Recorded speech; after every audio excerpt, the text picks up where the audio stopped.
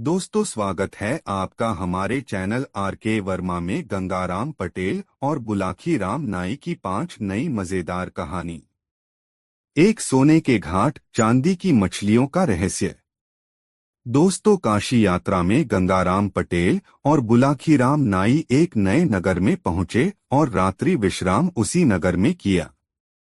उस नगर में बुलाकी राम ने एक बाग के अंदर एक ऐसा तालाब देखा जिसके घाट सोने के थे। उसमें जो मछलियां तैर रही थीं, वह सब चांदी की थीं। सोने का घाट और चांदी की मछलियों को देखकर बुलाकी राम की उत्सुकता जाग उठी। रात को सोने से पूर्व उसने गंगाराम पटेल से रहस्य को बताने के विषय में कहा तो उन्होंने कहा, बुलाकी राम, इस भारत देश में श्रीपुर नाम का एक नगर है। उस नगर में राजनारायण नाम का युवक रहता था। वह क्षत्रिय जाति का था, अतः उसे शिकार करने का बहुत शौक था। वह प्रायः अकेला ही जंगल में जाकर बनेले पशुओं का शिकार किया करता था। एक बार आखेट की तलाश में राजनारायण एक ऐसे जंगल में चला गया जहां वह पहले कभी नहीं गया था। वहां उसे शिकार तो कोई मिला नहीं, लेकिन परिश्रम इतना करना पड़ा कि वह थककर चूर हो गया। वह सुबह के समय घर से निकला था और अब दोपहर का समय हो चला था, अतः भूख प्यास से उसकी हालत खराब होने लगी थी। बुलाकी, इंसान भूख को तो किसी हद तक बर्दाश्त कर लेता है, किंतु यदि पानी न मिले तो उसकी हालत खराब हो जाती है। यही हाल राजनारायण का भी हुआ। वह प्यास बुझाने के लिए सारे जंगल में भटकता रहा कि शायद कहीं उसे कोई तालाब या नदी दिखाई दे जाए, किंतु न तो कोई तालाब न कोई नदी या ऐसी जोहड़ दिखाई दी जिससे जल पीकर वह अपनी तृष्णा शांत कर पाता। जल न मिलने से उसकी हालत बिगड़ने लगी और वह चक्कर खाकर एक स्थान पर बेहोश होकर गिर पड़ा। संयोग से उस समय उस वन में एक देवकन्या वन विहार के लिए आई हुई थी। उसने जब भूमि पर बेहोश पड़े राजनारायण को देखा तो वह नीचे उतरी और राजनारायण का निरीक्षण करने लगी। राजनारायण बहुत खूबसूरत और तंदुरुस्त नौजवान था। देवकन्या उसका रूप देखकर उस पर मोहित हो गई। उसने राजनारायण को अपनी बाहों में उठाया और उसे एक सरोवर के किनारे ले गई। वहां उसने राजनारायण के मुख पर पानी के छींटे मारे तो राजनारायण की बेहोशी टूट गई। यह उठकर बैठ गया। उसकी नजर जब देवकन्या पर पड़ी तो पहली ही नजर में वह भी उसके रूप पर मोहित हो गया। उसने देवकन्या से पूछा, हे सुंदरी, तुम कौन हो जिसने इस निर्जन वन में मेरी रक्षा की है? देवकन्या बोली, मैं एक देवकन्या हूँ। मैं वन विहार के लिए घर से निकली थी। जंगल में तुम मुझे बेहोश पड़े दिखाई दिए तो मैं तुम्हें इस सरोवर पर ले आई। पहले जी भरकर अपनी प्यास बुझा लो, बाकी बातें बाद में होंगी। बुलाकी, तब राजनारायण ने पहले तो सरोवर से जल पीकर अपनी तृष्णा शांत की, फिर उस देवकन्या से कहा, हे सुंदरी, मैं तुम्हारा स्वरूप देखकर तुम पर मोहित हो गया हूँ। अब से पहले मैंने तुम्हारे जैसी कोई अन्य सुंदरी नहीं देखो। क्या तुम मुझसे विवाह करना पसंद करोगी? यह सुनकर उस देवकन्या ने कहा, हे युवक, मोहित तो मैं भी तुम्हारे रूप पर हो गई हूँ, किंतु विवाह मैं तुम्हारे साथ तभी करूंगी जब तुम मेरी एक शर्त मान लोगे। कौन सी शर्त है तुम्हारी? राजनारायण ने पूछा। मेरी शर्त यह है कि विवाह के बाद तुम मुझ पर ऐसी कोई पाबंदी नहीं लगाओगे जो मेरी स्वतंत्रता में बाधक बने। तुम मुझसे यह भी नहीं पूछोगे कि मैं कहाँ गई थी, क्यों गई थी अथवा किसके पास गई थी, आदि आदि। हाँ, यह बात अलग है कि मैं तुम्हें स्वेच्छा से ही सारी बातें बता दूं, किंतु बताने के लिए तुम मुझ पर कोई दबाव नहीं डालोगे। यदि मेरी यह शर्त मंजूर है तो मैं तुमसे विवाह करने के लिए तैयार हूँ। राजनारायण तैयार हो गया और तब उन दोनों ने वन में ही वन देवता को साक्षी मानकर गांधर्व विवाह कर लिया। राजनारायण उस देवकन्या को अपनी पत्नी बनाकर अपने घर ले आया। कुछ दिन दोनों के बहुत आनंदपूर्वक बीते। फिर एक दिन राजनारायण ने अपनी पत्नी से कहा, हे प्रिय, अब मैं काम की तलाश में यहाँ के राजा के पास जाना चाहता हूँ, ताकि हमारे खाने पीने का खर्चा चलता रहे। ठीक है प्रिय, उसकी पत्नी ने कहा, गृहस्थ आश्रम में प्रवेश किया है तो गृहस्थ धर्म का भी परिपालन करना होगा, लेकिन जाने से पहले यह ताबीज अपने पास रख लो। ध्यान रखना कि यह तुमसे कभी गुम न हो। यह एक मंत्रपूरित ताबीज है। जब तक यह तुम्हारे पास मौजूद रहेगा, तुम्हारा कोई भी शत्रु तुम पर विजय प्राप्त नहीं कर सकेगा। यह कहकर उसने वह ताबीज अपने पति को दे दिया। ताबीज लेकर राजनारायण घर से निकल पड़ा। बुलाखी राम। राजनारायण एक खूबसूरत और तंदुरुस्त नौजवान तो था ही, नौकरी मांगने के लिए जब वह राजा के पास पहुंचा तो राजा ने तुरंत ही उसे नौकरी दे दी और उसे अपना अंगरक्षक नियुक्त कर लिया। इस प्रकार इन दोनों के दिन आनंदपूर्वक व्यतीत होने लगे। एक बार वहां का राजा आखेट के लिए जंगल में गया। राजनारायण तो उसका अंगरक्षक था ही, अतः राजनारायण को भी उसके साथ शिकार पर जाना पड़ा। शिकार के दौरान एक सिंह ने उसके बाएं हाथ पर अपने पंजे का ऐसा झपट्टा मारा कि राजनारायण की एक उंगली क्षतिग्रस्त हो गई। उसमें से खून बहने लगा। किसी तरह उसने पट्टी बांधकर उंगली से बहते खून को तो रोक लिया, किंतु उसकी उंगली का दर्द बरकरार रहा। घर लौटकर उसने अपनी पत्नी को भी यह बात न बताई और भोजनादि से फारिग होकर बिस्तर पर लेट गया। आधी रात का समय हुआ तो एकाएक उसकी उंगली में फिर तेज दर्द उठना शुरू हो गया। दर्द के कारण उसकी आंखों से नींद गायब हो गई। तभी उसने जो दृश्य देखा उसने उसके दर्द के एहसास को भी भुला दिया। उसने देखा, दूसरे बिस्तर पर सोई हुई पत्नी एकाएक उठी। उसने एक उचटती सी निगाह अपने पति के बिस्तर पर डाली। फिर यह देखकर कि उसका पति गहरी नींद में सोया पड़ा है, संतोष की सांस लेती हुई मकान के एक दूसरे कक्ष में दाखिल हो गई। राजनारायण दम साधे सोने का नाटक किए यूं ही बिस्तर पर पड़ा रहा। कुछ देर बाद जब उसकी पत्नी सोलह सिंगार करके घर से बाहर निकली तो राजनारायण दबे पांव उसके पीछे लग लिया। उसकी पत्नी एक सरोवर के पास पहुंची। वहां एक काले रंग का पहाड़ जैसा मजबूत व्यक्ति पहले से ही मौजूद था। जैसे राजनारायण की पत्नी वहां पहुंची, उसने लपककर उसे अपनी बाहों में भर लिया और उस पर चुंबनों की बौछार कर दी। अपनी पत्नी को किसी पर पुरुष की बाहों में झूलते देख राजनारायण गुस्से से आगबबूला हो उठा। वह भूल गया अपने विवाह पूर्व अपनी पत्नी को दिया हुआ वचन। उसने आव देखा न ताव, तलवार निकाली और एक ही वार में उस काले रंग के व्यक्ति का सिर काट डाला। अगले वार में उसने अपनी पत्नी का शीश भी काटकर तालाब के जल में फेंक दिया। जैसे ही उसकी पत्नी का कटा सिर उस तालाब के जल में गिरा, एकाएक तालाब के जल में जैसे भूचाल सा आ गया। जल में ऊंची ऊंची तरंगें उठने लगीं। तालाब का पानी ऐसे खौलने लगा जैसे उसे नीचे से भट्ठी पर खौलाया जा रहा हो। पानी के सभी जलचर मरमर कर ऊपर तैरने लगे। जब जल शांत हुआ तो एक दूसरा चमत्कार हुआ। राजनारायण ने देखा कि तालाब के सभी घाट सुनहरे हो गए थे। ऐसा लगता था कि जैसे घाटों की सारी सीढ़ियां सोने की हो गई हों। जल के शांत जल में मछलियां तैर रही थीं और वे सारी मछलियां ऐसा लगता था जैसे चांदी की बनी हुई हों। बुलाखी। उस चमत्कार को देखकर राजनारायण का हौसला जवाब दे गया। वह बुरी तरह घबराकर वहां से भाग खड़ा हुआ। राजनारायण किसी अनिष्ट की आशंका से इतना भयभीत हो गया कि उसने वह नगर ही छोड़ दिया और किसी दूसरे प्रदेश में चला गया। सोहे बुलाखीराम।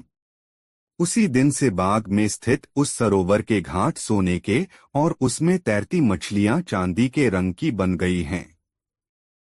आज शाम तुम जिस सरोवर को देख कर आए थे वह वही सरोवर था। अब बताओ, तुम्हारी शंका का निवारण हो गया तो ठीक है, मैं सोने का उपक्रम करूं। पूछने को कुछ बाकी बचा ही नहीं था। आठ बुलाखीराम ने कहा, सो जाओ पटेल जी, मेरी शंका का निवारण हो गया है। तदोपरांत दोनों ही सो गए। शीघ्र ही उनके खरटी गूंजने लगे। दोस्तों, गंगाराम पटेल और बुलाखी नाई की यह कहानी आपको कैसी लगी कमेंट में जरूर बताएं। दो कहानी। एक दुष्चरित्र रानी की।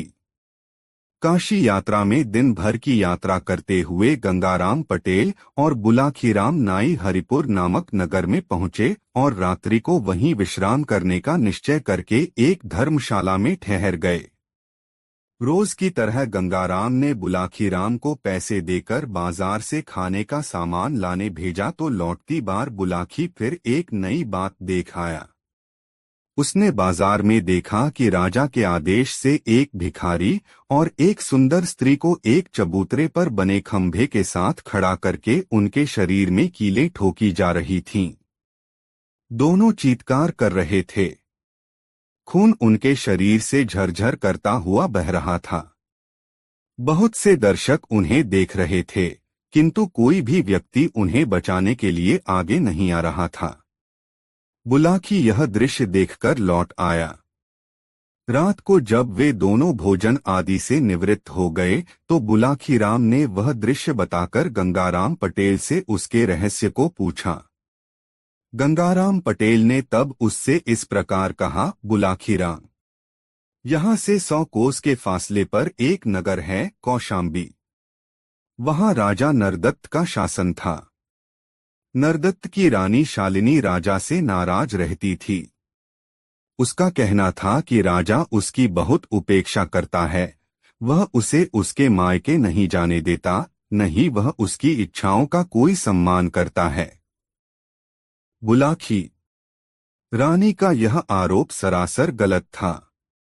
राजा शालिनी को बहुत चाहता था, किंतु राजकाज में उसे इतनी व्यस्तता रहती थी कि वह चाहकर भी रानी के साथ उसके मायके जाने के लिए समय नहीं निकाल पाता था। लेकिन जब रानी अपनी जिद पर अड़ गई तो वह कुछ दिन के लिए उसे उसके मायके ले जाने के लिए तैयार हो गया।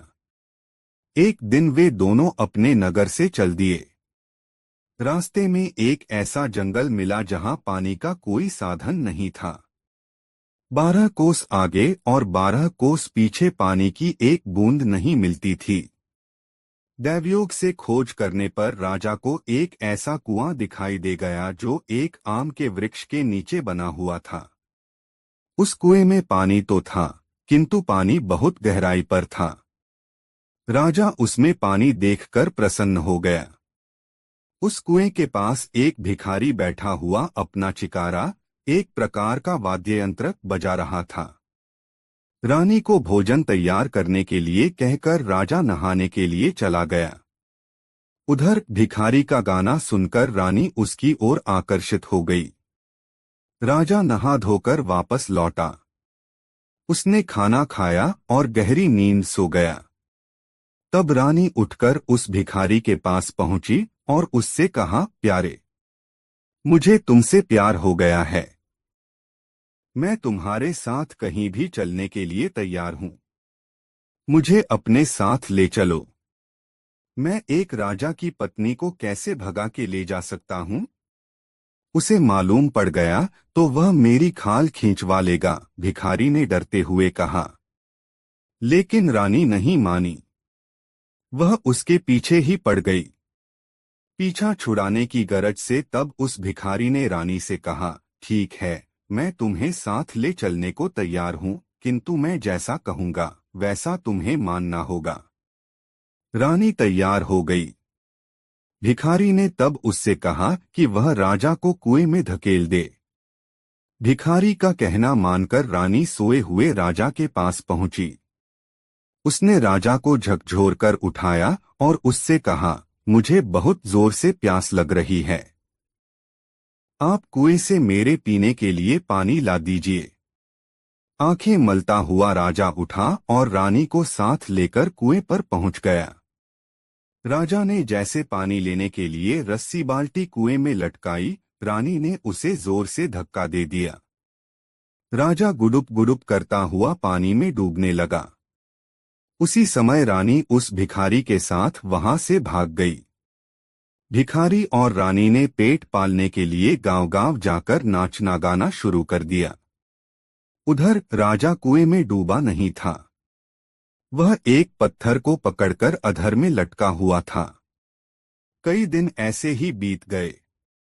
एक दिन एक पशुओं का व्यापारी उधर से गुजरा। उसके पास बहुत से मवेशी थे जिनकी पीठों पर अनाज लदा हुआ था।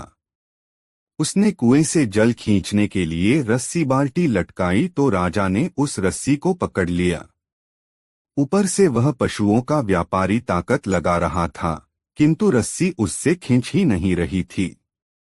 उसने कुएं के भीतर झांका तो 2 हाथ बाल्टी पकड़े उसे दिखाई दिए।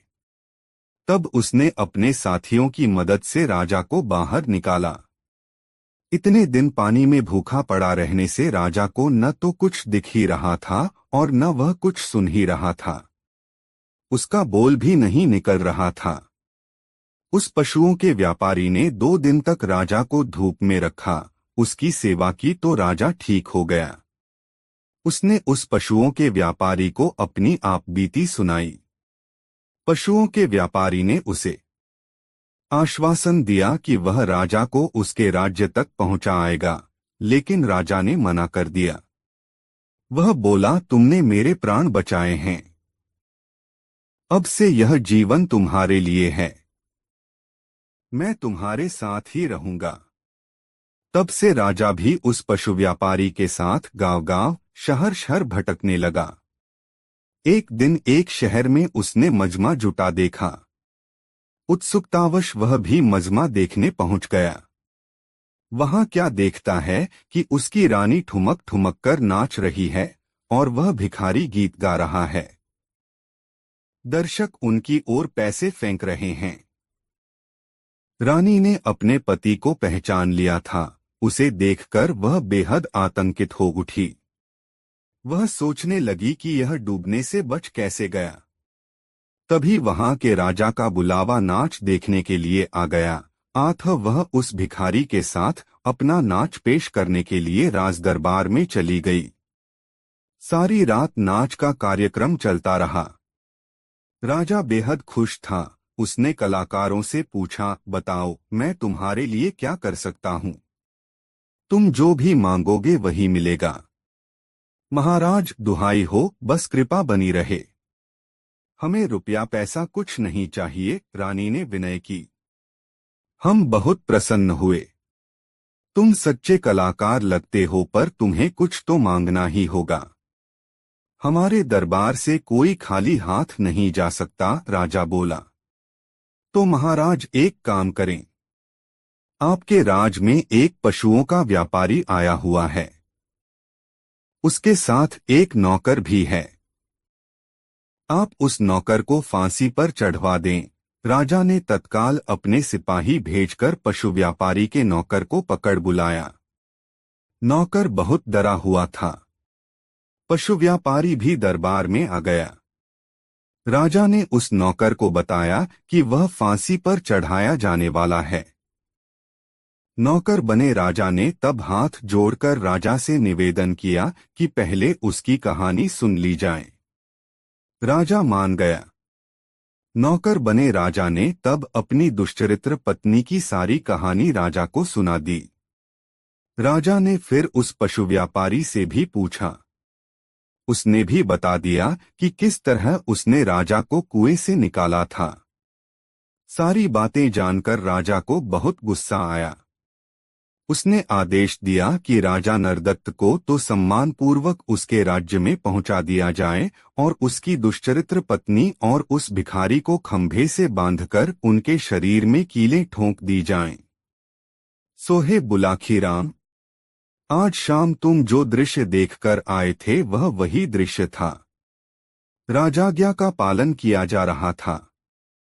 राजा के आदेश से ही रानी शालिनी और उसके पुरुष मित्र उस भिखारी को एक खंभे से बांधकर उनके शरीर में कीलें ठोंकी जा रही थीं। इतना कहकर पटेल थोड़ा रुके और उन्होंने बुलाखी की तरफ देखा। फिर पूछा, अब बोलो बुलाखीराम, तुम्हारे प्रश्न का उत्तर तुम्हें मिल गया न? अगर तुम संतुष्ट हो गए हो तो अब सो जाएं। आंखों में नींद गहरा रही है। हाँ पटेल जी, अब आराम से सो जाओ। मेरे प्रश्न का उत्तर मुझे मिल गया है, बुलाखीराम बोला और सोने का प्रयास करने लगा। कुछ ही देर बाद दोनों गहरी नींद में सोए हुए थे। दोस्तों, यह प्यारी कहानी अपने प्रिय मित्रों को जरूर शेयर करें। 3 कुटेव का परिणाम, राम नाम की महिमा। पाठ को अगले दिन पौ फटते ही बुलाखीराम उठा और सीधा उस ओर को चल पड़ा जहां उसने पिछली शाम को वह दृश्य देखा था। जब वह उस मकान के पास पहुंचा तो घर के दरवाजे पर एक मोटा सा ताला लटका हुआ देखा। फिर उसने दाएं बाएं नजरें दौड़ाई तो कुछ आगे उसे जमीन में ताजी खोदी हुई मिट्टी दिखाई दी, जिसे बड़े प्रयत्न से एकसार कर दिया गया था। यह देखकर बुलाखी को यकीन हो गया कि पटेल का कहना यथार्थी था।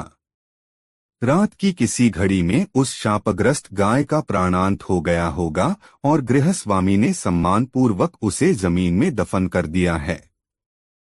इन्हीं बातों पर विचार करता हुआ वह लौट आया और पटेल के साथ वापसी की यात्रा की तैयारी में जुट गया। फिर दोनों ने अपना सामान व्यवस्थित कर घोड़ों की काठियों पर लादा और आगे की यात्रा पर चल पड़े। सारे दिन की यात्रा करके वे एक नए नगर में पहुंचे और रात्रि विश्राम के लिए एक मुनासिब सा स्थान देखकर ठहर गए।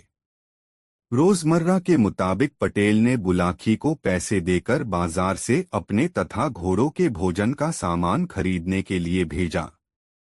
बुलाखी जब वापस लौटा तो सारे सामान के साथ एक अजूबी खबर भी लाया।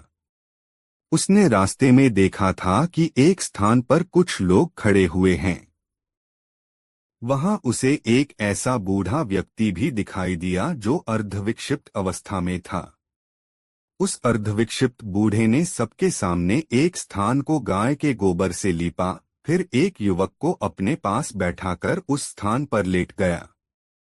उसने 3 बार मुख से हे राम कहा और फिर अपने प्राण त्याग दिए।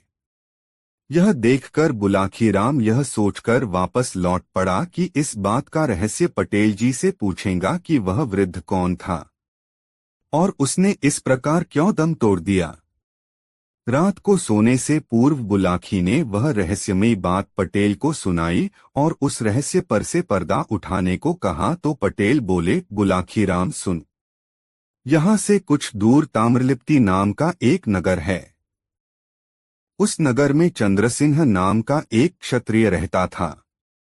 चंद्रसिंह का विवाह हो चुका था और उसकी पत्नी एक बच्चे की मां भी बन चुकी थी।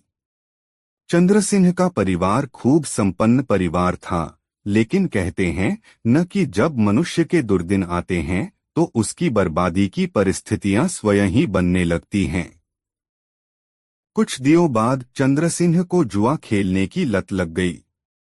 वह यार दोस्तों के साथ नित्य प्रति शाम को जुआ खेलने लगा। परिणाम यह निकला कि वह जुए में अपना सब कुछ हारकर दर-दर का भिखारी बन गया। उसे और उसके परिवार को 2 जून का भोजन जुटाने के भी लाले पड़ गए। बुलाखी, जब आदमी एक बार बुराई के रास्ते पर चल पड़ता है तो दूसरी बुराइयां स्वयं ही आगे बढ़कर उसका दामन थाम लेती हैं। चंद्रसिंह का परिवार जब भूखों मरने लगा तो अपने परिवार का पेट पालन करने के लिए उसने चोरी करना शुरू कर दिया। वह चोरी करके जो भी माल लाता उसे थोड़ा सा परिवार पर खर्च कर शेष धन जुए में उड़ा देता। धीरे धीरे सारे नगरवासियों को यह बात मालूम हो गई कि चंद्रसिंह अब पक्का चोर बन गया है, इसलिए सभी लोग उससे नफरत करने लगे। बुलाखी। चंद्रसिंह के सास-ससुर बहुत खाते पीते घर के थे। चंद्रसिंह के ससुर का मसालों का व्यापार था जो खूब अच्छा चल रहा था।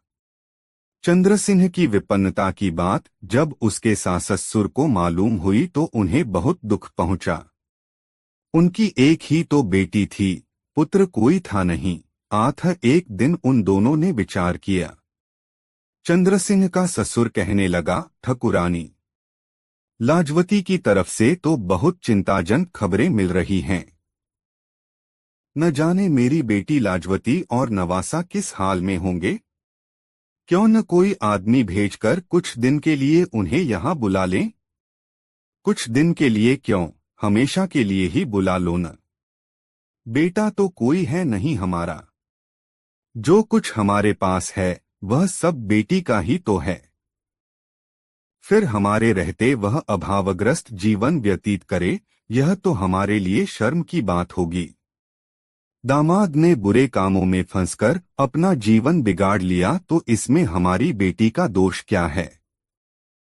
उसके कुकर्मों का फल हमारी बेटी और नवासा क्यों झेलेंगे। तुम आज ही कोई आदमी भेजकर उन सबको यहाँ बुला लो। चंद्रसिंह को भी अपने धंधे में लगा लेना, धीरे धीरे उसकी आदतें भी सुधर जाएंगी, चंद्रसिंह की सास ने कहा। फिर ऐसा ही किया गया। चंद्रसिंह के ससुर ने चंद्रसिंह और उसके परिवार को अपने पास ही बुला लिया। चंद्रसिंह के जिम्मे दुकान की जिम्मेदारी सौंप दी और सोच लिया कि उसका दामाद कुछ सुधर जाएगा। बुलाखी। ससुराल में आकर चंद्रसिंह कुछ दिन तो ठीक ढंग से रहा, लेकिन फिर उसकी बुरी आदतें उस पर हावी होने लगीं।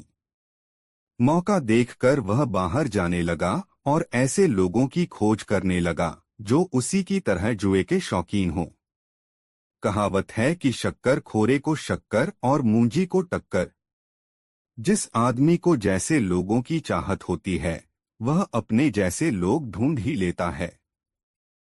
चंद्रसिंह ने भी इस नए शहर में अपनी ही जैसी आदत वाले कुछ लोग ढूंढ लिए और वह फिर से उनके साथ जुआ खेलने लगा। इसके लिए वह गाहे दुकान के गल्ले से पैसे चुरा लेता और उन्हें जुए में उड़ा देता। ससुर को यह बात मालूम भी हो जाती कि उसकी दुकान के गल्ले से पैसे चोरी हो रहे हैं, किंतु वह यह सोचकर आंख मींच लेता कि बहती नदी के जल से कुछ जल निकल भी गया तो कौन सी विशेष हानि होने वाली है। बहरहाल वक्त इसी तरह से आगे सरकता रहा। एक दिन की बात है। दोपहर का समय था। चंद्रसिंह अपने ससुर की दुकान पर बैठा हुआ था, तभी उसे दस्त करने की इच्छा हुई। तब वह शौच करने के लिए दुकान से निकलकर दिशा मैदान को चल पड़ा। जंगल में वह ज्यादा ही दूर निकल गया। सामने एक बेरी की झाड़ी नजर आई तो वहीं शौच करने के लिए बैठ गया। उस झाड़ी के निकट एक बबूल का पेड़ था जिस पर एक जिन्न का निवास था। जिन्न ने जब उसे शौच कर्म करते देखा तो उसे चंद्रसिंह पर बहुत गुस्सा आया। उसने उसे सजा देने का निर्णय कर लिया। शौचकर्म से निपटकर चंद्रसिंह वापस लौटा और दुकान के काम में लग गया। शाम को जब वह घर लौटा तो परिवार के लोगों से मिला, भोजन किया और अपने कमरे में सोने के लिए चला गया। उस रात वह जुआ खेलने नहीं जा सका क्योंकि उसके ससुर ने उस पर कठोर पाबंदियां लगा दीं। वैसे भी उसके ससुर की हवेली इतनी मजबूत थी कि एक बार बाहर का दरवाजा लगा देने के बाद उसका दरवाजा खोलना बहुत मुश्किल था। हवेली के ऊपरी हिस्से में उसने लोहे का ऐसा मजबूत जाल डलवा रखा था कि कोई भी उस जाल को काटे बिना हवेली में दाखिल हो ही नहीं सकता था। बुलाखी। वह जिन्न जिसके स्थान पर दोपहर के समय चंद्रसिंह शौच कर आया था, रात के समय उस हवेली के बाहर पहुंचा और दरवाजे पर दस्तक लगाई। दस्तक लगने पर चंद्रसिंह अलसाया सा उठा। उसने दरवाजे के निकट जाकर पूछा, कौन हो भाई? तुम्हारा एक दोस्त, दरवाजे के बाहर से जिन ने उत्तर दिया। तुम्हें जुआ खेलने के लिए निमंत्रित करने आया हूँ। मजबूरी है दोस्त, चंद्रसिंह बोला, मैं बाहर नहीं जा सकता। अंदर से दरवाजे पर मजबूत ताला लगा है और चाबी मेरी पत्नी के पास है। चाबी की चिंता मत करो, जिन ने कहा, बस तुम यह बता दो कि जुआ खेलने की इच्छा है तुम्हारे मन में। चाहता तो हूँ, लेकिन ताला। चंद्रसिंह की बात पूरी भी न हुई थी कि दूसरी ओर से जिन ने जल्दी से कहा, ताले की बात छोड़ो। बस तुम दरवाजे के पास अपनी आंखें बंद कर खड़े हो जाओ। आंखें खोलोगे तो तुम इस हवेली के बाहर खड़े होगे। जिन्न के कहने के अनुसार चंद्रसिंह ने अपनी आंखें बंद कर ली। आंखें खोल तो वह मकान के बाहर था। चंद्रसिंह को यह सब देखकर बहुत आश्चर्य हुआ।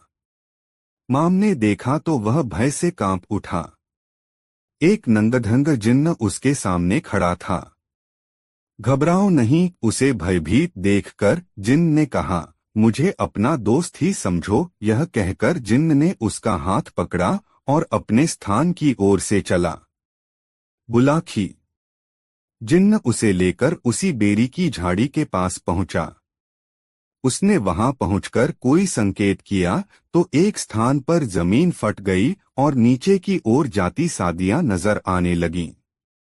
सीढ़ियां उतरकर जब दोनों नीचे पहुंचे तो चंद्रसिंह ने स्वयं को एक सजे-सजाए बहुत ही खूबसूरत कमरे में खड़ा हुआ पाया।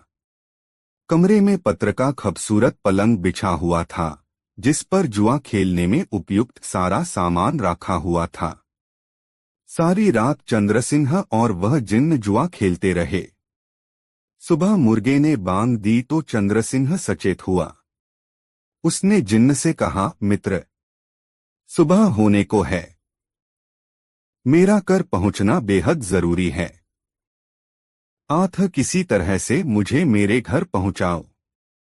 जिन्न कहने लगा, घर तो मैं पहुंचा दूंगा, किंतु भूलकर भी आज की घटत का किसी से जिक्र मत कर देना। यदि तुमने ऐसा किया तो मेरा क्रोध तुम पर टूट पड़ेगा। तुम पागल हो जाओगे। तुम विश्वास करो मित्र, मैं इस घटना का जिक्र किसी से भी नहीं करूंगा। बस अब तुम जल्दी से मुझे मेरे घर पहुंचा दो। बस तो फिर मीचो अपनी आंखें, बोला जिन्न। आंखें खोलोगे तो स्वयं को अपने बिस्तर पर पाओगे।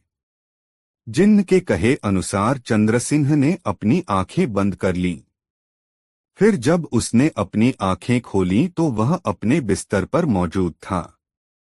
बुलाखी। जब चंद्रसिंह उस जिन्न के साथ जुआ खेलने में व्यस्त था तो उस समय एक और घटना घट गई।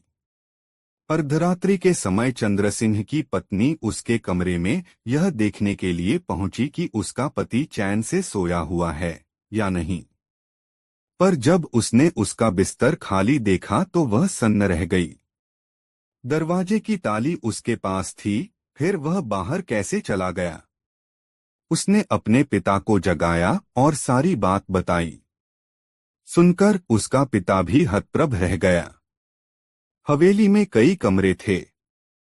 सारे कमरों में वंद्रसिंह को तलाश की गई, किंतु जब वह किसी कमरे में नहीं मिला तो वे लोग यह सोचकर सो गए कि सुबह देखेंगे।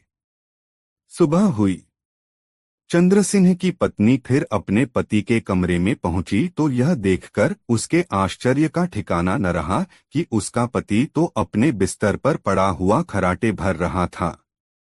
वह दौड़ी हुई अपने पिता के पास पहुंची और यह बात बताई। सुनकर चंद्रसिंह का ससुर भी आश्चर्य करने लगा। उसे चंद्रसिंह के एकाएक इस प्रकार राल के समर अपने कमरे से गायब हो जाने और फिर प्रकट हो जाने में कुछ रहस्य प्रतीत हुआ। तब उसने अपनी पुत्री से कहा, बेटी, तुम अपने पति के कमरे में जाओ, सामान्य ढंग से उससे बातचीत करो। रात की घटना का उससे कोई जिक्र मत करना। बस नित्य की बातें ही पूछना और उसे बातों में उलझाकर यह रहस्य जानने की कोशिश करना कि रात को वह दरवाजे पर ताला लगा होने पर भी बाहर कैसे चला गया और फिर वापस कैसे आ गया। जी पिताजी, ऐसा कहकर चंद्र सिंह की पत्नी अपने पिता के कमरे से बाहर निकल आई और अपने पति के कमरे में चली गई। चंद्र सिंह की पत्नी ने धीरे से उसे झकझोरा। बोली, ए जी, अब उठ भी जाओ, सुबह हो चुकी है, तैयार होकर दुकान पर भी जाना है। चंद्र सिंह आंखें मलता हुआ उठा, पत्नी को देखकर मुस्कराया और बोला, कितना समय हो गया है? 9 बज रहे हैं।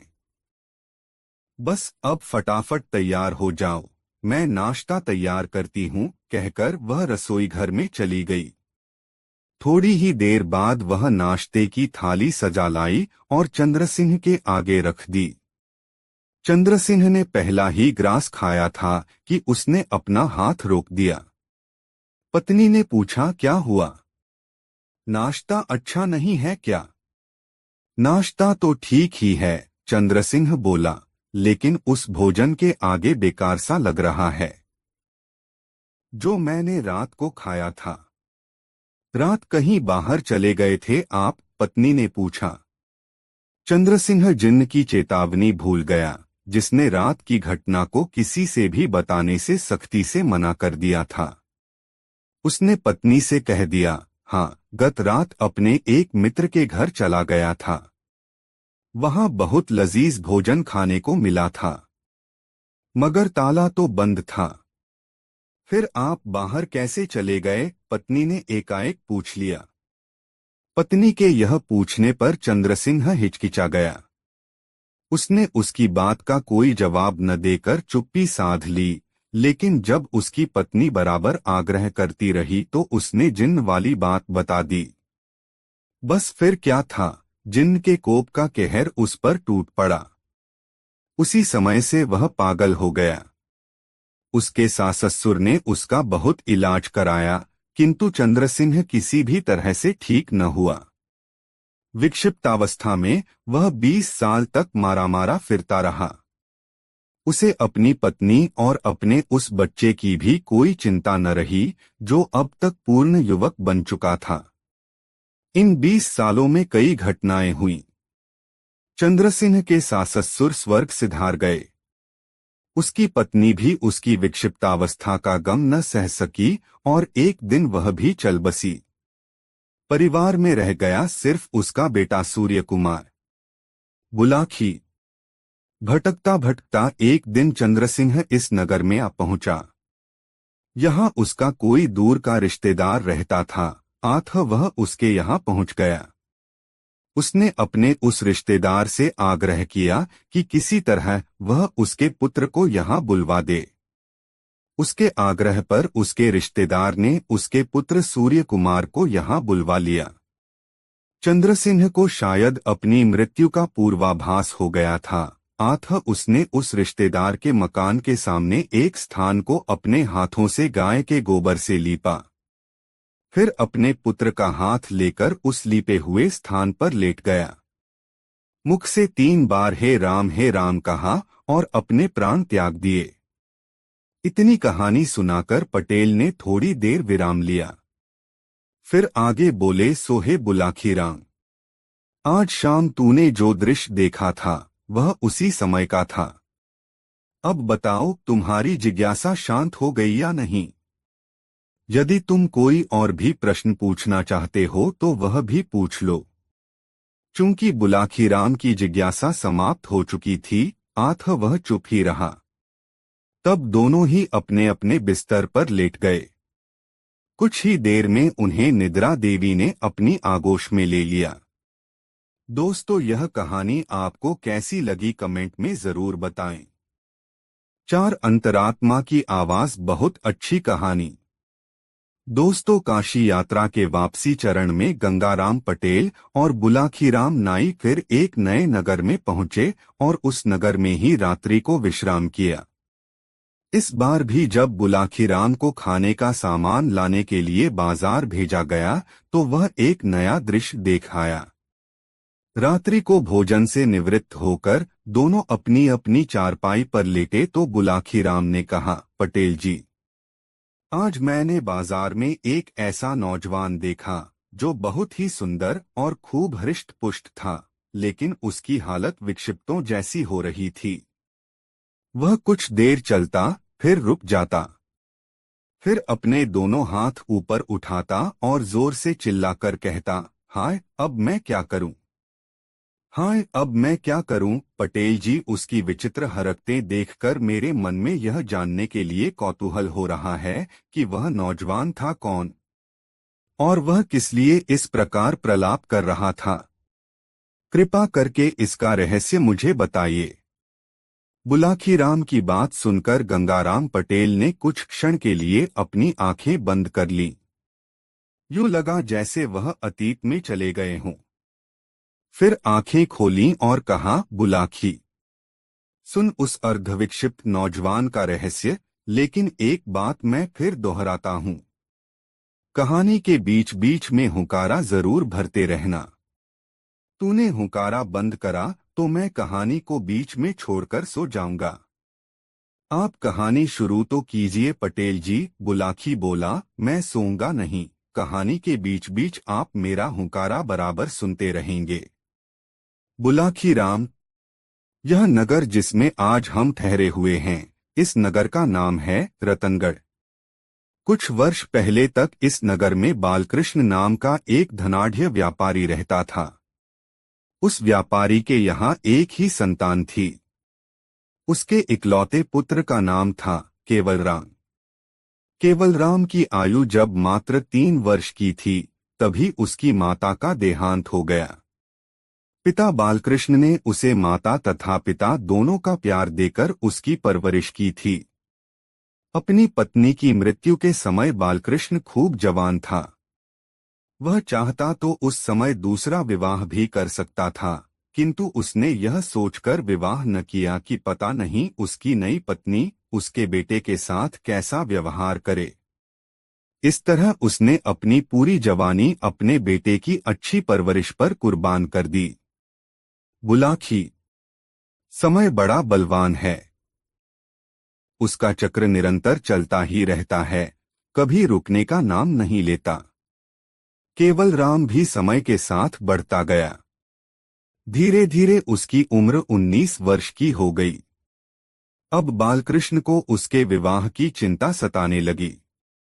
एक दिन उसने केवलराम को बुलाकर कहा, बेटा केवलराम, अब तुम किशोर आयु पार करके यौवनावस्था में प्रवेश कर चुके हो। मैं चाहता हूं कि अब तुम्हारा विवाह करा दूं ताकि यह घर आबाद हो जाए। मैंने तुम्हारे लिए एक सुंदर सी कन्या देख भी ली है। कहो तो उसके पिता से आगे बात चलाऊं? केवलराम ने कहा, नहीं पिताजी, अभी विवाह की ऐसी जल्दी नहीं है। अभी मैं अपनी आगे की शिक्षा पूरी करना चाहता हूं। 2 साल बाद ही आप इस विषय पर बात करना। बेटे की इच्छा के आगे पिता को मन मारकर चुप रह जाना पड़ा। जब केवलराम की शिक्षा पूरी हो गई तो पिता ने उसके विवाह की बात फिर छेड़ी। केवलराम कहने लगा, पिताजी, अभी इस विषय पर थोड़ा धीरज ही रखिए। पहले मैं आपसे व्यापार के गुर तो सीख लूं। जब व्यापार करने में पारंगत हो जाऊं, तब आप मेरा विवाह कर देना। बेटा जवान हो चुका था, उसकी बात का भी तो मान रखना था। आठ बुलाखी, बालकृष्ण को फिर से खामोश हो जाना पड़ा। बात फिर से आगे के लिए टल गई। एक बार केवलराम को अपने व्यापार के लिए किसी दूसरे राज्य में जाना पड़ गया। सफर पानी के जहाज से होना था। आठ केवलराम ने जहाज का टिकट खरीदा और अपनी निश्चित सीट पर जाकर बैठ गया। कुछ ही देर बाद एक पति पत्नी का जोड़ा भी वहां पहुंचा और वह भी उसके साथ वाली सीटों पर आकर विराजमान हो गया। कुछ देर बाद जहाज जब बंदरगाह से चल पड़ा तो दोनों ने एक दूसरे से परिचय प्राप्त किया। केवल राम ने अपना नाम बताया और कहा कि वह व्यापार के सिलसिले में एक दूसरे राज्य को जा रहा है। दूसरे नौजवान ने बताया कि हम पति पत्नी भी व्यापार के सिलसिले में ही अमुक नगर में जा रहे हैं। बुलाखी। उस दूसरे व्यापारी की पत्नी बहुत खूबसूरत थी। केवल राम पहली ही नजर में उसकी ओर आकर्षित हो गया। व्यापारी की वह जवान पत्नी भी केवल राम के शरीर सौष्ठव और उसकी सुंदरता पर मुग्ध होकर उसकी तरफ आकर्षित हो गई। इस तरह दोनों ही एक दूसरे को चाहने लगे और व्यापारी की नजर बचाकर एक दूसरे से मिलने लगे। जहाज का सफर कई दिनों का था, आथ वे दोनों कई बार मिले। अंत में जब सिर्फ एक दिन का सफर बाकी रह गया तो उस व्यापारी की पत्नी ने कहा, केवल राम, कोई ऐसा स्थायी उपाय करो जिससे कि हम दोनों आजीवन साथ रहते रहें। अब तुम्हारा वियोग मुझसे बर्दाश्त नहीं होगा। राधिका। यह सुनकर केवल राम उस व्यापारी की पत्नी, तो मैं भी ऐसा ही है। मैंने भी पहली ही नजर में तुम्हें अपने हैं। पर क्या करूं? विवशता है। तुम पहले से ही विवाहिता हो। ऐसी है तुम्हारा स्थायी मिलन क्यों कर संभव है? इस संसार में असंभव तो कुछ भी नहीं है। केवल मनुष्य चाहती क्या कुछ नहीं कर सकता। बस हौसला चाहिए। राधिका बोली। मैं समझा नहीं राधिका, तुम आखिर कहना क्या चाहती हो? केवल उलझन भरे स्वर में पूछा। मतलब तो स्पष्ट है, राधिका बोली। तुम अगर किसी तरह अपने गले से मेरे पति को दूर कर दो तो हम स्थायी रूप से इकट्ठे रह सकते हैं। यह कैसे संभव है? केवल राम बोला। तुम्हारा पति तुम्हें बहुत चाहता है। वह तो एक मिनट के लिए भी तुम्हें छोड़ना नहीं चाहता। ऐसी हालत में हमारा स्थायी मिलन असंभव है। तब तुम सदैव के लिए उसे अपने रास्ते से हटा दो। राधिका ने स्पष्ट स्वर में जवाब दिया। तुम्हारे कहने का मतलब है उसकी हत्या कर दूं?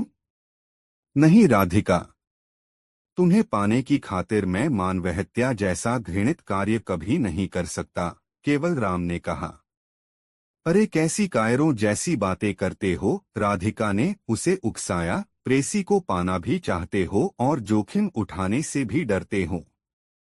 जानते हो, अपनी प्रेसी को प्राप्त करने के लिए तो प्रेमियों ने बड़े बड़े युद्ध लड़े हैं। वे सब बीते युग की बातें हैं। राधिका, सच बात तो यह है कि मैं एक धर्मपरायण व्यक्ति हूँ। मेरे घर के संस्कार हमेशा से धर्म के प्रति सहिष्णु रहे हैं। तुम आदमी को मारने की बात कर रही हो। मैं तो किसी चींटी की भी हत्या नहीं कर सकता। केवल राम ने कहा। तब बात कैसे बनेगी? राधिका सोच में पड़ गई। फिर उसने कहा, ठीक है, मैं सोच लूंगी कोई उपाय। पर तुम बाद में अपना तो लोगे न? यह भी कोई कहने की बात है। केवल राम बोला। तुमने तो मेरे तन और मन दोनों पर अधिकार कर लिया है। तुम्हारे बिना तो अब मैं जीने की कल्पना भी नहीं कर सकता। बुलाखी। उसी रात राधिका ने उस समय जब उसका पति गहरी नींद में सोया पड़ा था, तलवार से उसका सिर काट दिया और शोर मचाने लगी कि अरे लोगों आओ, मेरी सहायता करो, किसी बदमाश ने मेरे पति को मार डाला। उसके चीखने चिल्लाने की आवाजें सुनकर जहाज के यात्री वहां एकत्र हो गए और राधिका के पति की हत्या और राधिका का विलाप सुनकर बहुत दुखी हुए। तब कातिल की बहुत खोज की गई किंतु उसका कोई पता न चला। केवल राम को राधिका पर शक तो जरूर हुआ कि शायद उसी ने अपने पति की हत्या की है, लेकिन पूरा विश्वास उसे भी न आया। उसे भी राधिका के पति की मौत पर बहुत दुख हुआ। जलयान जब बंदरगाह पहुंचा तो जहाज के सभी यात्री जहाज से उतरकर अपने अपने गंतव्य स्थान को चले गए।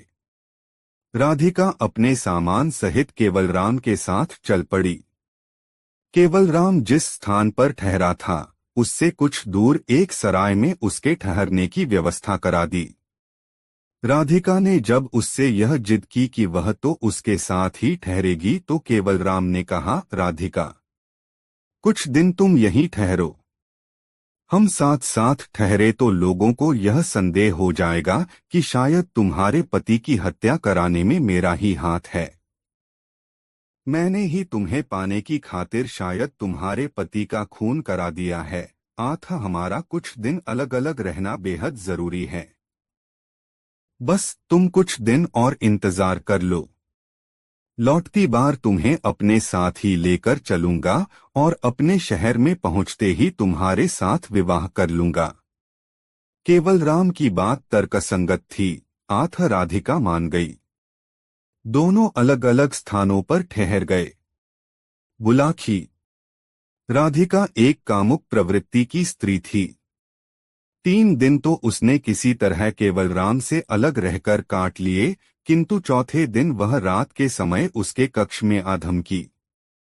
उस रात दोनों का शारीरिक मिलन हुआ तो आनंद के अतिरेक में राधिका ने केवलराम को यह बता दिया कि उसके पति की हत्या स्वयं उसी ने की थी। राधिका के मुख से यह बात सुनकर केवलराम के दिल पर गहरा आघात लगा। वह सोचने लगा कि जो स्त्री अपने पति की सगी नहीं हुई वह उसकी सगी कैसे रहेगी। अपने पति के साथ तो इसने अग्नि को साक्षी मानकर 7 फेरे लिए थे। जब यह उसकी होकर ही नहीं रही तो मेरे साथ कैसे रह लेगी। कल को इसे मेरे से भी अच्छा कोई युवक मिल गया तो यकीनन यह रात को सोते समय मेरा भी गला रेत देगी और अपने नए प्रेमी के साथ चली जाएगी। बस उसी दिन से केवल के दिमाग में यह बात बैठ गई कि राधिका के पति की हत्या का मूल कारण वह स्वयं है। न मैं राधिका की तरफ आकर्षित होता और न राधिका मेरे प्रेम में फंसकर अपने पति की हत्या करती। बुलाखी। केवलराम दिन रात इसी पश्चाताप की अग्नि में जलने लगा। वह दूसरे ही दिन राधिका को उसके हाल पर छोड़कर अपने शहर लौट आया। तब से एक ही बात उसके मुंह से निकलती रहती है, हाय अब मैं क्या करूं, हाय अब मैं क्या करूं। सोहे बुलाखी। आज शाम तूने जिस विक्षिप्त व्यक्ति को देखा था वह केवलराम ही था।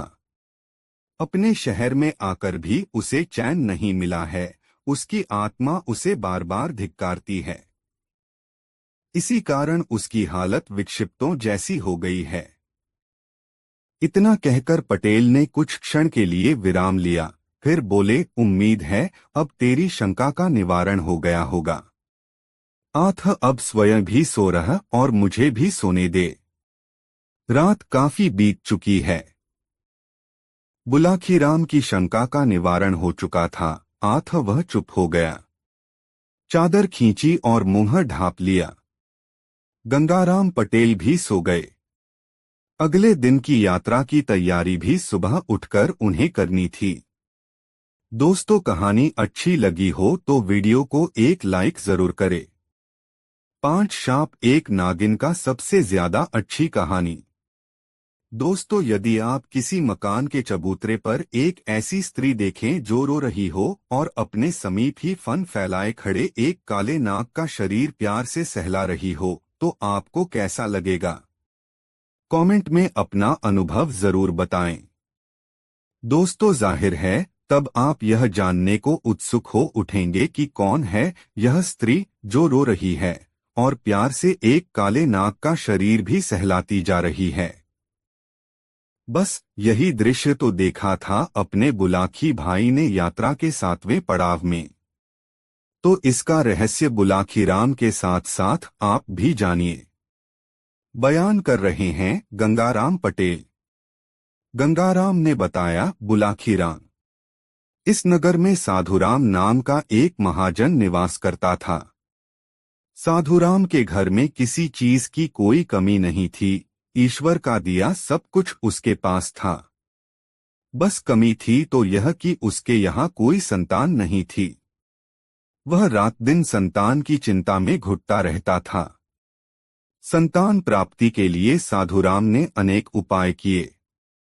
वह अनेक तीर्थ स्थलों पर हो आया था, अनेक देवी देवताओं की मन्नतें मना चुका था। जहां भी सुनता कि अमुक पीर फकीर की दुआ से तुम्हें संतान प्राप्त हो सकती है, वह दौड़ा दौड़ा जाता और अपने लिए संतान पाने की पीर फकीरों से याचना करता।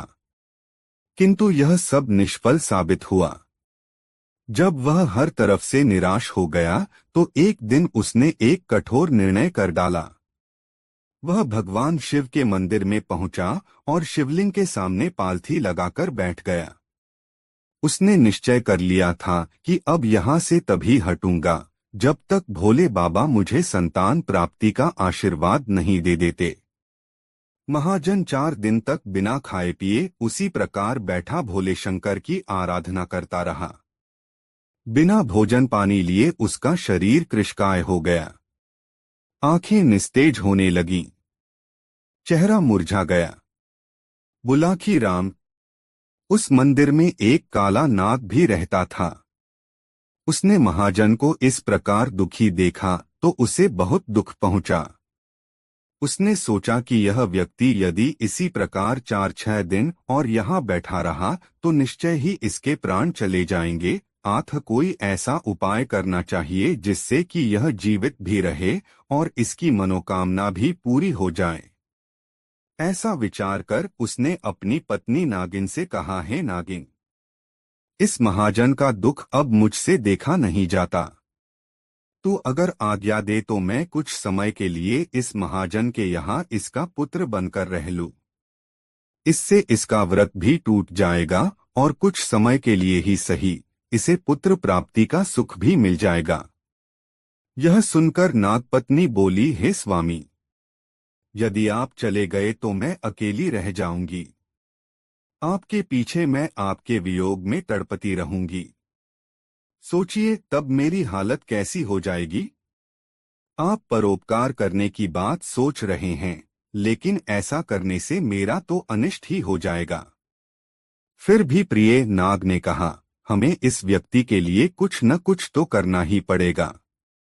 जरा सोचो, यदि यह यहाँ मर गया तो उसका पाप दोष हमारे सिर पर आ जाएगा। इस योनि के बाद जब हम धर्मराज के पास जाएंगे और धर्मराज जब हमसे यह पूछेंगे कि तुमने जानते बूझते हुए भी एक प्राणी को क्यों मर जाने दिया, तब हम क्या उत्तर देंगे। यह सुनकर नागपत्नी सोच में पड़ गई। फिर उसने सोचकर नाग से कहा, स्वामी, हत्या का दोष अपने सिर लेना तो मुझे भी पसंद नहीं। अतः आप कुछ समय के लिए इस महाजन के पुत्र के रूप में रह लीजिए, लेकिन 2-4 साल से अधिक समय के लिए नहीं। इतने वर्ष तक का आपका वियोग में सहन कर लूंगी। पत्नी का परामर्श लेकर तब उस नाग ने गुप्त रहकर आकाशवाणी की, हे महाजन, तेरा व्रत सफल हुआ। अब तू अपने घर जा। अब से 10वें महीने में तेरी मनोकामना पूर्ण हो जाएगी। उस आकाशवाणी को सुनकर महाजन बहुत प्रसन्न हुआ। उसने अपना व्रत तोड़ दिया और उठकर खड़ा हो गया। फिर वह शिवलिंग को नमन कर मंदिर से बाहर निकल आया। उसी रात महाजन की पत्नी को उस नाग ने स्वप्न में दर्शन दिए और कहा, हे देवी, भगवान शंकर की कृपा से अब तुम्हें शीघ्र ही मातृसुख प्राप्त होगा। आज से 10वें महीने में तुम्हें नदी किनारे एक बालक पड़ा हुआ मिलेगा। तुम उस बालक को उठा लाना और यह प्रचारित कर देना कि तुम्हारे गर्भ से ही उस बालक का जन्म हुआ है। और हाँ, इस बीच एक बात का विशेष ध्यान रखना कि अधिकांश समय अपने घर में ही रहना। अपने पति से भी यह कह देना कि मुझे गर्भ रह गया है। सुबह जब महाजन की पत्नी जागी तो उसने अपने पति को सामने खड़ा पाया। तब उसने अपने पति को बता दिया कि आपका व्रत सफल हुआ, ईश्वर की कृपा से मुझे गर्भ रह गया है। उसने यह भी बता दिया कि अपना गर्भकाल मैं गुप्त रहकर ही व्यतीत करूंगी, क्योंकि मुझे ऐसा ही आदेश देवता के द्वारा मिला है। साधुराम ने तब उसके रहने के लिए गुप्त प्रबंध कर दिया। जब 10 महीने का समय बीता तो एक दिन महाजन की पत्नी नदी किनारे गई।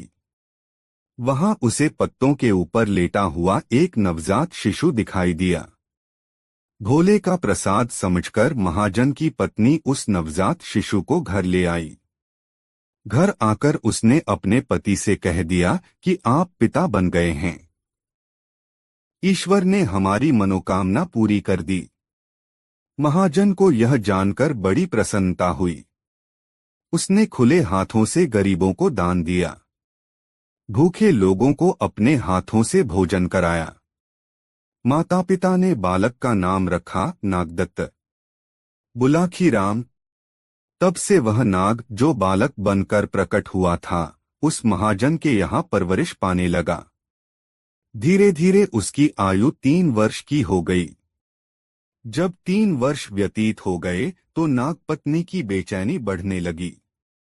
एक दिन जब उसकी बेचैनी ज्यादा बढ़ गई तो वह अपने पति से मिलने के लिए महाजन के मकान में पहुंची। रात का समय था, महाजन के मकान का दरवाजा बंद था। नागिन को अंदर जाने का मार्ग न मिला तो वह मोरी के रास्ते से अंदर प्रवेश कर गई। वहां उसने बाल रूप में बिस्तर पर लेटे अपने पति का स्पर्श किया और कहा, हे नाथ, अब 3 वर्ष का समय बीत चुका है। इस दंपति को मातृ सुख भी प्राप्त हो चुका है। अतः अब अपना यह रूप त्यागिए और मेरे साथ चलिए। तब बालक रूपी उस नाग ने कहा, हे प्रिय, अभी इन दोनों ने अपने पुत्र अर्थात मुझसे कुछ सुख प्राप्त नहीं किया है। अतः तुम कुछ दिन और धैर्य धारण कर लो। ये माता पिता मुझसे कुछ सुख प्राप्त कर लेंगे तो मैं स्वयं ही यह देह त्याग कर तुम्हारे पास लौट आऊंगा। उस बालक रूपी नाग से यह आश्वासन पाकर नागपत्नी संतुष्ट होकर लौट गई। धीरे धीरे समय बीतता गया। बालक नागदत्त की आयु 17 वर्ष की हो गई। तब उसके पिता ने उसका विवाह करा दिया। अपनी पत्नी के साथ सुखपूर्वक रहते हुए नागदत्त ने अपने पिता का सारा कारोबार संभाल लिया। बुलाखी। जब नागदत्त ने 18वें वर्ष में प्रवेश किया तो एक दिन उसके माता पिता गंगा स्नान के लिए गए। दुर्भाग्यवश गंगा की बीच धारा में उनकी नाव पलट गई और वे जल में डूबकर मर गए। उनके मरने के बाद घर का और कारोबार का सारा दायित्व नागदत्त के कंधों पर आ पड़ा। एक दिन नागिन पुनः अपने पति से मिलने के लिए आई। उसने नागदत्त से कहा, स्वामी, अब तो आपने अपने सारे दायित्वों का निर्वाह भी कर लिया है। अतः आप अब यह देह त्याग कर मेरे साथ चलिए। नागदत्त कहने लगा, अभी कैसे चलूं? अपनी इस पत्नी को मैंने कोई संतान भी नहीं दी। कम से कम एक पुत्र तो इसकी कोख से पैदा हो जाए, तब मैं तुम्हारे पास लौट आऊंगा। नागदत्त की बात सुनकर नागिन क्रोधित हो गई। उसने नागदत्त को शाप दे दिया। वह बोली, अरे मूर्ख, तेरी बातों पर विश्वास करके मैंने धीरे धीरे करके 18 वर्ष तेरे वियोग में गुजार दिए। अब मैं समझ गई हूं कि तुझे मुझसे प्रेम ही नहीं रहा है। अतः मैं तुझे शाप देती हूं कि आज से तेरा मानव शरीर तुझसे छिन जाएगा। तू पुनः नाग बन जाएगा और शेष जीवन नाग के रूप में ही व्यतीत करेगा। शाप लगते ही नागदत्त का सारा शरीर नाग के रूप में परिवर्तित हो गया। उसने फिर से मानव शरीर धारण करने के लिए कई बार अपने तपोबल का इस्तेमाल किया, किंतु तप क्षीण हो जाने के कारण वह फिर से मानव स्वरूप न पा सका। सोहे बुलाखी। तब से वह नागरूप में ही अपनी पत्नी के पास रह रहा है। आज जो दृश्य तू देखकर आया है वह वही दृश्य था। वह स्त्री जो रोते हुए बार बार उस नाग के शरीर पर हाथ फिरा रही थी, उसकी विवाहिता पत्नी थी और वह नाग वही महाजन का पुत्र नागदत्त था। बस अब तेरी शंका का समाधान हो गया है। अतः अब आराम से सो जा। मुझे भी बड़े जोरों से नींद आ रही है। कहकर गंगाराम पटेल ने कहानी का समापन कर दिया और चादर ओढ़कर सो गए। बुलाखी नाई भी करवट बदल कर सो गया। दोस्तों, गंगाराम पटेल और बुलाकी राम नाई की यह मजेदार कहानी आपको कैसी लगी कमेंट बॉक्स में जरूर बताएं। ऐसी और नई मजेदार कहानी सुनने के लिए हमारे चैनल आरके वर्मा को सब्सक्राइब जरूर कर लें और यह वीडियो अपने मित्रों के साथ जरूर शेयर करें। वीडियो देखने के लिए धन्यवाद।